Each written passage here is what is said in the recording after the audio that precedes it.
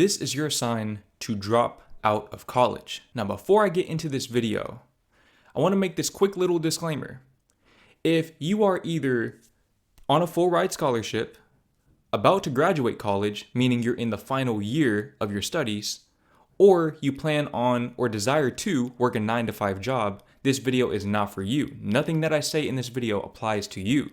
Click off of the video right now, because otherwise I'm going to do too good of a job convincing you that you need to drop out of college and you're going to end up making a catastrophic mistake.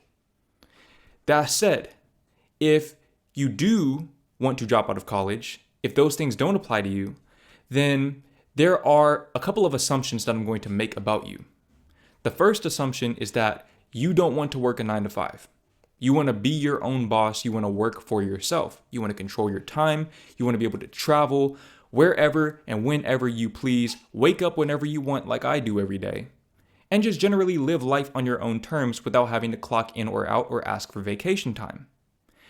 The second assumption that I'm going to make is that you are afraid to drop out of college, even if you know that that sort of lifestyle that I just explained, that I just described, is waiting for you on the other side of that decision. In this video, I'm going to help you overcome that fear of dropping out of college so that you can take that leap of faith and start walking toward the life that you want to live. Now, we need to address the fear, because if we don't address the fear, you're never going to take action. Bearing that in mind, why are you afraid? The reason why you're afraid to drop out of college is not because you're afraid of being dumb or falling behind in society or any other fear that you might think you have. The real reason why you're afraid to drop out of college is because you're afraid of being a social outcast. You're afraid of social isolation. This is human nature, by the way. So I know this is true, and I also know this is true because I myself experienced this. You're afraid that because you drop out of college and because you end up not working a job and going the traditional route, other people will look at you in a different way. And this is true. They will look at you in a different way. However, in order to alleviate this fear, I want to introduce you to something that I like to call the elevator theory. By the way, I made this up. Jordan Green made this up. What is the elevator theory? Well, a lot of people like to say that there's no elevator to the top. And this could not be further from the truth. This is literally a lie. There is an elevator to the top. The problem is that the elevator is 3 miles down the road. Now, just stay with me here, okay? I want you to picture this in your mind. Imagine that you're standing in front of this skyscraper that's 80 stories high. An 80-story tall skyscraper. The only way to get to that 80th floor with that view that you want is to take the stairs. And so you see a lot of people taking the stairs right now. A lot of people who are going that traditional route are taking the stairs because they don't even know that the elevator exists, much less if they can get to it, if they have what it takes to get to it. But what a lot of people don't realize is that it's actually easier to walk those 3 miles to the elevator than it is to walk up 80 flights of stairs. But a lot of times you see people walking up those stairs and you might see somebody on the 4th or the 5th floor or even the 6th or 10th floor, and they're looking down on you. They're looking down on you because they've been walking up the stairs. And so they have a better view than you have right now because you're still at ground level walking to that elevator. And so for the entirety of that 3-mile walk, everybody is looking down on you. Everybody who followed the traditional route, even if they're only at that 2nd floor, they are ahead of you, at least as far as you can tell. And as far as they can tell, they're ahead of you.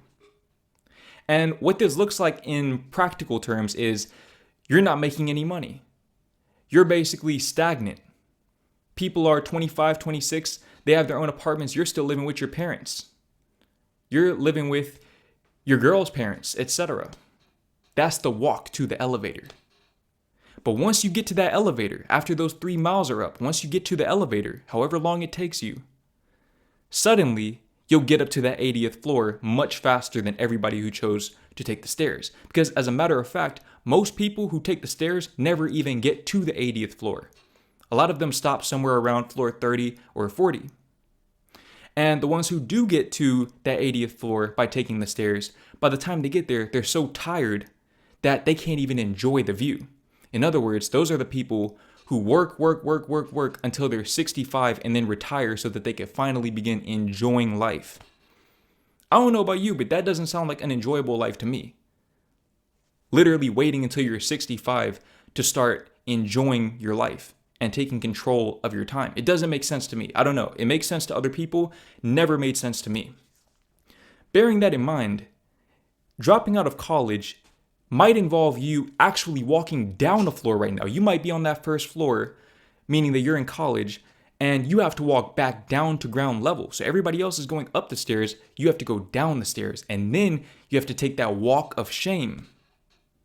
But I'm here to tell you that that walk of shame is most certainly worth it. Now listen, what is the problem with college? Why is college predisposed to putting people on the path of least leverage?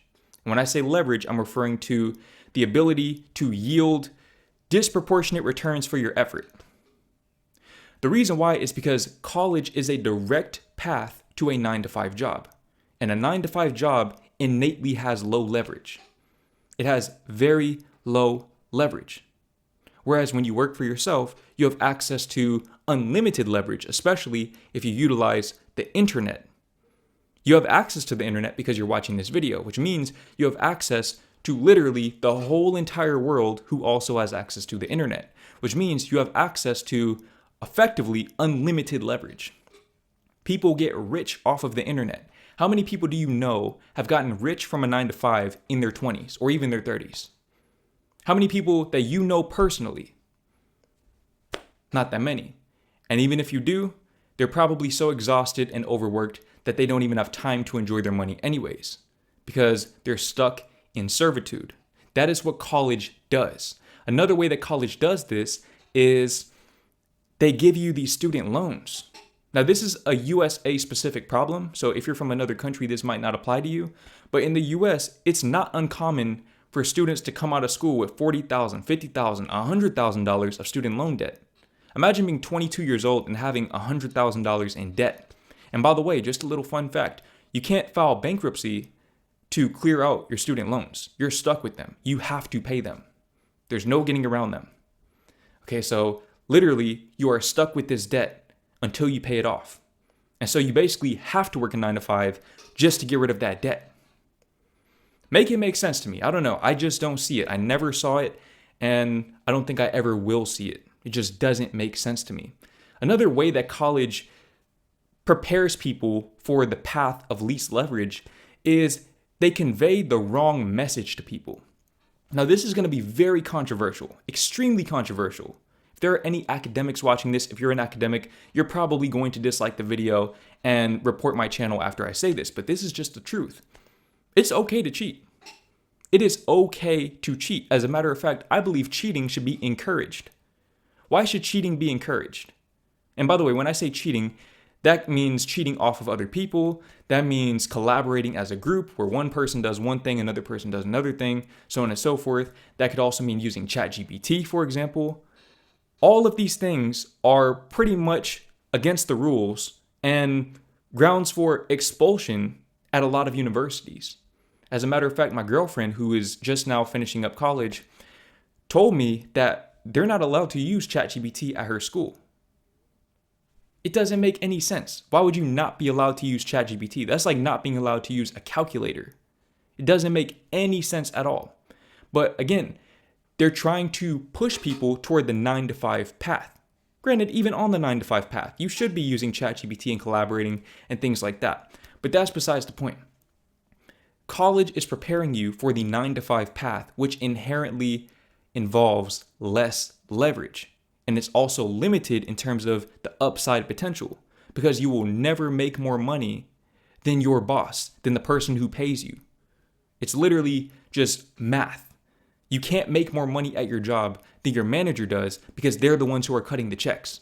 So they're always going to give you a percentage of what they have.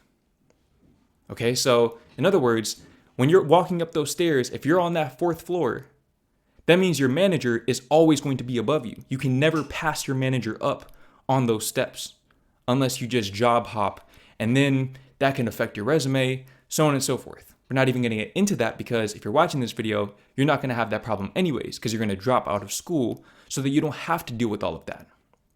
Now, listen, when I say you should drop out of college, that doesn't necessarily mean that you need to stop educating yourself. This is actually a really big mistake that I made. I dropped out of college when I was 19 years old, and I didn't take my first online course until I was 23, I want to say.